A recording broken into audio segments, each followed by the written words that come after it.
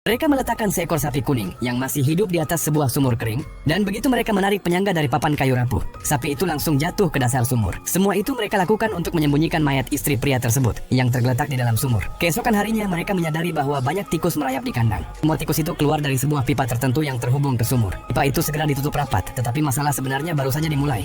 Beberapa hari sebelumnya, sang istri bersikeras agar suaminya menjual semua tanahnya dan pindah ke kota. Tapi sang suami menolak. Kemudian sang istri mengancam akan menceraikannya karena semua tanah itu atas nama sang suami. Dalam diam, ia mulai merencanakan untuk membunuh istrinya. Suatu hari, ia melihat putranya bersama seorang gadis di dekat rumah. Ia mengatakan kepada anaknya bahwa gadis itu akan segera meninggalkannya selamanya, karena ibunya akan menjual tanah dan mereka akan pindah ke kota. Anak itu menjadi khawatir dan mulai mendukung ayahnya. Keesokan paginya, ayah dan anak itu membersihkan rumah agar terlihat seperti tidak terjadi apa-apa. Malam harinya, mereka mengeluarkan sebotol anggur merah tua dan merayakan. Sang istri minum banyak dan akhirnya pingsan. Dengan diam-diam, mereka membawanya ke loteng, membaringkannya di ranjang, lalu mencekiknya dengan tali dan pisau. Setelah itu, mereka menyeret tubuhnya ke sumur kering dan melemparkannya ke dalam. Mereka bekerja semalaman untuk menghapus semua jejak di sekitar sumur. Ketika polisi datang untuk menyelidiki, pria itu membuka lemari dan mengatakan bahwa ia dan istrinya bertengkar malam itu, dan istrinya pergi membawa sebagian barangnya. Sang anak membenarkan cerita itu dan polisi tidak mencurigai apapun. Beberapa hari kemudian, sang anak mendekati ayahnya dan mengatakan bahwa gadis itu hamil. Ia sudah ingin menikahinya selama 5 bulan. Tapi karena sang ayah tidak punya uang atau dukungan, ia menolak. Beberapa hari kemudian, ayah dari gadis itu datang ke rumah dan mengancam akan memutus hubungan mereka jika tidak dibayar $500. Tapi sang pria bahkan tidak punya $50.